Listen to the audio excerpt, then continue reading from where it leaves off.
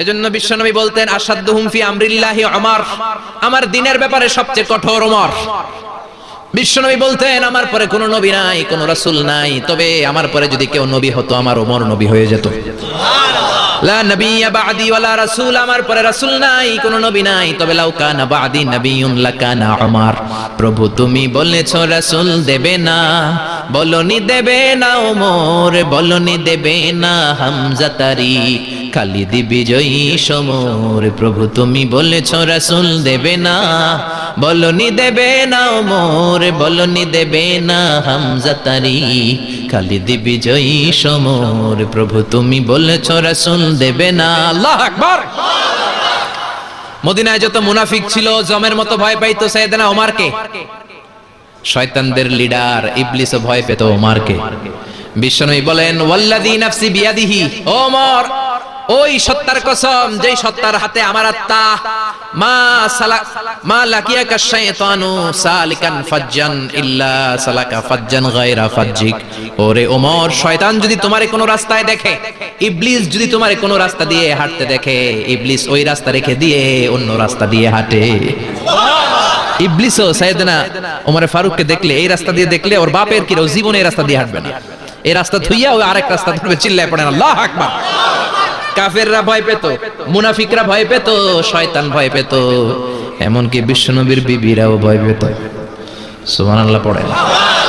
বিশ্বনবীর বিবিরা বিশ্বনবীরে ধরলেন আমার এইটা কিনা দেন, ওইটা দেন। বিশ্বনবীর কয় টাকা নাই, ক্ষমতা নাই, সামর্থ্য নাই, বেশি কথা কইলে তালাক নিয়ে যাও, তোমাদের চেয়েও সুন্দরী অনেক সতী সাধবী নারী আল্লাহ ব্যবস্থা করে দিবে।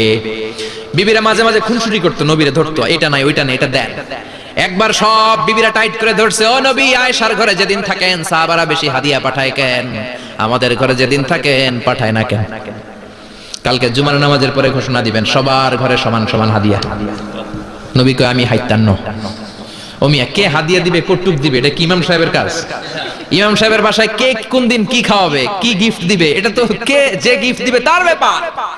বিশ্বনবী বললেন আবু বকরকে সবাই ভালোবাসে, তাই আবু বকরের মেয়ের ঘরে যেদিন আমার ডেট পরে থাকার সময় ওই দিন হয়তো বেশি হাদিয়া পাঠায়, তোমাদের ঘরে পাঠায় না, আমার বলার কোনো সুযোগ। বিবিরা কয় না আপনারে বলতেই হবে। নবী কয় আমি পারবো না, বিবিরা কয় পারবেন। ইন দ্য মিন টাইম দরজার উপর থেকে কে যেন সালাম দিল, আসসালামু আলাইকুম ওয়া রাহমাতুল্লাহ। বিশ্বনবী বললেন ওয়া আলাইকুম আসসালাম। বিশ্বনবী বুঝতে পারলেন সালামটা আমার ওমরের সালাম। বিশ্বনবী সালামের উত্তর দিয়ে বিবিদের দিকে তাকায়, দেখে একটা বিবি ওর সামনে নাই, সব উধাও, ভ্যানিশ হয়ে গেছে। ওই যে ওমর, সুবহানাল্লাহ পড়বেন না? এই জন্য ওমরকে শয়তানও ভয় পেত। আমাদের বাচ্চাদেরকে, আমার মেয়ে একটা মাত্র মেয়ে, খাইতে চায় না, শুধু আমার মেয়ে না, অধিকাংশ বাচ্চাদের এই অবস্থা। ওর আম্মু এদিক দিয়ে খাওয়ায়, আবার দৌড় দেয়, আবার আমি খাওয়াই, আবার কান্নাকাটি করে, বলে গল্প শোনাও, তাইলে খাবো। এখন গল্প শোনাইলেও খায় না। বর্তমান সময়ের ছেলে মেয়েগুলো এরকম, এত জ্বালাতন করে, খেতে চায় না তো বলতে হয় বাঘ আসবে বাঘ, সিংহ আসবে সিংহ, সিংহ মামা আসবে, ঘুমাও ঘুমাও, এগুলো আমরা বলি না? বড় দোষী তো আপনারা কি বলেন? বাচ্চা যদি না ঘুমায় না খাইতে চায় এগুলাই তো বলে। বাঘ আসবে, বিড়াল আসবে। মদিনাতে ওমরে ফারুক যখন খলিফা, মদিনার কোনো বাচ্চারা যদি না খেতে চাইতো, না ঘুমাইতে চাইতো, মদিনার মায়েরা বলতো তাড়াতাড়ি ঘুমাও, ওই যে ওমর আসতেছে ওমর। আল্লাহু আকবার। কি শাসক ছিলেন সাইয়েদনা ওমর! সবাই সমান, উনার বিধান, উনার রীতি সবার জন্য সমান। মদ খাওয়ার অপরাধে নিজের কলিজার টুকরা ছেলে আবু শাহমাকে 80টা বেত মেরেছে। হাদিসটা দাঈফ, তবে শিক্ষা আছে আমাদের জন্য। 80টা বেত মেরেছে। এক রাওয়ায়াতে পাওয়া যায় বেত মেরে ছেলেটাকে আহত করে ফেলেছে, আর এক রাওয়ায়াতে পাওয়া যায় পিটাতে পিটাতে ছেলেটাকে দুনিয়া থেকে শেষ করে ফেলেছে। ছেলের মুখে গন্ধ পেয়েছে। আর শারিবতা খামরান, কিরে মদ খাইছস? কয় না বাবা, শারিবতু নাবিজ, আমি নাবিজ খেয়েছি। নাবিজ খাওয়া যায়। নাবিজ হচ্ছে রাতের বেলা আরবরা দুধের মধ্যে শক্ত খুরমা ছেড়ে দেয়। 1 কেজি দুধের মধ্যে 10টা শক্ত খুরমা ছেড়ে দিলে সকালবেলা দুধের কালারটা সাদা থাকে না, শক্ত খুরমার রস টেনে ওটা লাল হয়ে যায়, খেতে বড় মজা, এটাকে বলে নাবিজ। কিন্তু সকালেই খেতে হবে। ওইটারে যদি 3 দিন জমায় রাখেন, 4 দিন জমায় রাখেন, ওইটাও গাঞ্জা হয়ে যাবে, ওইটাও তারি হয়ে যায়, মদ হয়ে যায়। সাইয়েদনা ওমরের ছেলে এই কাজ করেছেন, একটু তারির স্বাদ নেয়ার জন্য 4 দিন রেখে দিয়েছে। সাইয়েদনা ওমর বললেন কি খাইছস? কয় মদ খাই নাই। নাবিজ খাইছস? এদিকে আয়। ইফতাহ ফামাক, মুখ খোল। হা করার পরে মুখের সামনে নাক নিয়ে গন্ধ দেখে মদের গন্ধ কলারটা ধরে মসজিদে নববীতে নিয়েছেন। ইন দা মিন টাইম মসজিদে নববীতে জোহরের নামাজ হয়। নিজের ছেলেকে মসজিদে নববীর উস্তানা বলে, উস্তানাতু মসজিদুন নববী, মসজিদে নববীর পিলারে বেঁধেছেন। যেহেতু উনি খলিফা, মসজিদে নববীর ইমাম, জোহরের নামাজের ইমামতি করলেন। সালাম ফিরালেন, আসসালামু আলাইকুম ওয়া রাহমাতুল্লাহ, আসসালামু আলাইকুম ওয়া রাহমাতুল্লাহ। সালামের পর বললেন, মাকানাকুম ইনদানা হাদ, সুন্নতের পর বসে যাবেন, আমাদের একটা হদ আছে। আল্লাহর দেয়া যে বিধান, বিচার, এটাকে আরবিতে বলে হাদ, প্লুরাল হচ্ছে হুদুদ। আমাদের হুদুদ আছে, মানে গুরুদণ্ড আছে, বসবেন। হাজার হাজার মানুষ সবাই ওযু করে যখন ঢুকতেছিল দেখে আবু শামা পিলারে বাঁধা। সবাই তো আশ্চর্য, কি আজীব তামাশা, প্রেসিডেন্টের পোলা বাঁধা। নামাজের পরে বাইরে আসার পরে হাজার হাজার মানুষ তাকিয়ে আছে। কানাঘুষা শুরু হয়ে যায়। সবাই বলে কি হয়েছে? ওমর কয়, আমার টানাটানি করা যাবে না। এই যে থামেন, এখন টানলে কি হবে আমি জানি, খুব বিশৃঙ্খলা হবে। দাঁড়ায় শোনেন, দাঁড়ায় শুনলে ডবল সওয়াব। আমি চলে গেলে এরপর আপনারা টানাটানি করে ঢুকেন। কথা শুনতেছেন তো? মনোযোগ আছে? লোকদের মধ্যে কানাঘুষা। প্রেসিডেন্টের ছেলে, কেউ কয় ওমর মনে হয় মারবে না, যেহেতু নিজের ছেলে তো একটু ধমকি টমকি দিয়ে ছেড়ে দিবে। কেউ কেউ বলে না, ওমর তো এত সহজ মানুষ না, মদের বিচার তো 80টা বেদ, মনে হয় 40টা মারবে। কেউ কয় না, 80টাই মারবে। ওমর চেয়ারে বসে জল্লাদরে ডাকলেন, বললেন, ইবদা বিসমিল্লাহ, নে চাবুক শুরু কর। বাইতুল মাল থেকে শক্ত সাইজের একটা চাবুক আনবি। জল্লাদ চাবুক এনে দাঁড়ালেন। ওমর বললেন, ইবদা বিসমিল্লাহ, শুরু কর। জল্লাদ মারতে শুরু করেছে। ওয়াহিদ, ইতনাইন, তালাতা, 3টা মারার পরে এক থাপ্পড় মেরে জল্লাদকে 3 হাত দূরে ফেলে দিলেন। ধমক দিয়ে বললেন, তুই চাবুক মারস নাকি চাকরি বাসাস? আসলে জল্লাদ কিন্তু আস্তে মারে নাই, দেহের যত জোর ছিল জোর দিয়ে মেরেছে, কিন্তু ওমরের পছন্দ হয় নাই। ওমর বলে, আইন্দাকা তালাতা আইন্দে ওয়াহিদ, তোর হিসাবে চাবুক মারা হয়েছে 3টা, আমি ওমরের হিসাবে মাইর হয়েছে 1টা। চাবুক আমার হাতে দে, আমি 2 নাম্বার থেকে শুরু করি। ওমরে ফারুক 2 নাম্বার শুরু করলেন। 2, 3, এক একটা চাবুক মারে, ছুপ ছুপ করে চামড়া ছিলে, রক্তগুলো মসজিদে নববীর বারান্দার পিলারের মধ্যে লাগে। ওমরের চেয়ে শক্তিশালী দ্বিতীয় কোনো পুরুষ মদিনার জমিনে ছিল নাকি? ওমরের হাতের মাইর।